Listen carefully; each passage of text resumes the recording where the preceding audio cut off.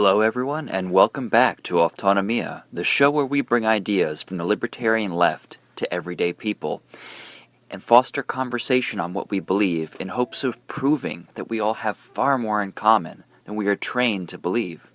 My name is Hayward, and I am your host.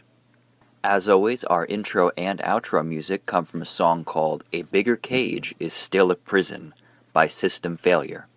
If you'd like to look up this song, the band spells System, C-I-S-T-E-M, for political reasons. There's nothing I want more than to sleep under the night sky, hear the animals as they go about their lives, feel the fire warm my body, feel the mud under my toes, but tonight this cell keeps me enclosed.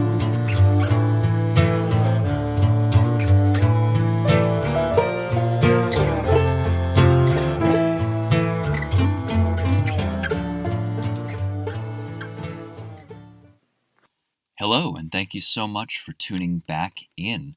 I have a bit of an interesting entry for today. It's actually my final King of Callers monologue.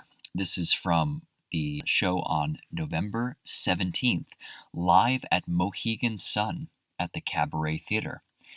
This monologue actually netted me third prize in the competition, and it will result in a 30-minute segment on air to do as I please. So that's exciting. I was surprised to have been in the top 3.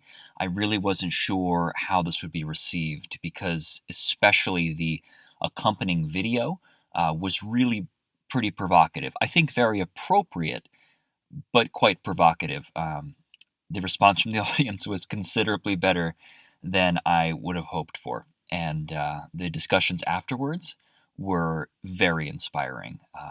That people out there are thinking critically about the world that they exist within and realizing that history is happening now. And thinking about if you look back at history and have a certain opinion of certain events, well, are those happening now in one form or another? And how do you feel about those? And based on your answer, what does that mean? And that's really what I'm trying to get at here. It's a close cousin of my previous monologue because I really wanted to try to stick with a theme. But without further ado, this is my November 17th, 2023 monologue at Mohegan Sun for the King of Callers competition. Hope you enjoy. Thank you. Here's one of 94.9's most controversial callers. Get ready for someone who'd rather tell you what you need to hear than what you want to hear. Get your pitchforks and your charitable food donations ready. Get ready for Hayward. That's right. Calm down. Who are we? Who are you? I'll remind you, because it seems like so many of us have forgotten. We are the descendants of dissidents, rebels, and traitors to the crown. But what are we now? Loyal servants of an empire so abusive and intrusive that our founders would barely recognize it, and King George himself would likely blush at the thought of how far we've let this go. So what do? Do we carry on the legacy of our ancestors and stand up and refuse to comply? Do we try again to protect and enshrine our God-given rights? Or do we betray that legacy and spit in the eyes of our forebears to join the ranks of the flag-clutching loyalists who care more about order and symbols of empire than they do about freedom and the principles that that empire supposedly still stands for? The power of media propaganda and cultural conditioning is something that our pre-electrical founders could never have even dreamt of. But it was our duty to continue refining the armor of liberty against the perpetual assault of tyranny. But luckily for the proud loyalists in control, most of us are too busy congratulating each other with culture war virtue signaling and hollow platitudes to even realize what's going on. All throughout our history, people have stood up to authority, and others have joined it. This same dynamic is happening today as it has been since the first king put the first beggar to the sword. It is a choice, and it's one that you have every day. Your loyalty to this system will not protect you.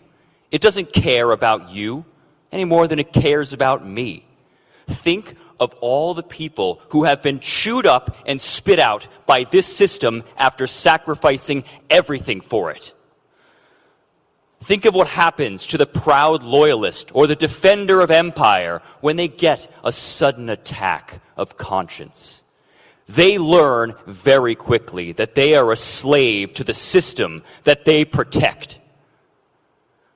But it doesn't have to be this way.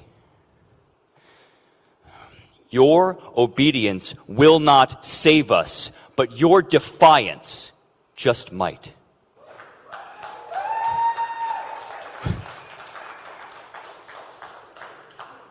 We can find each other. We can break the cycle of tyrants being empowered by their obedient servants. We can realize that we are all people with hopes and dreams of freedom. No matter which political mascot you genuflect at the altar of, or which color our uniforms are, we are all human. Things can be different.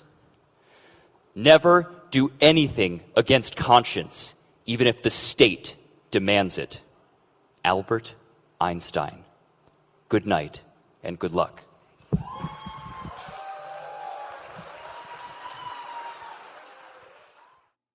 Thank you so much for listening to today's podcast episode.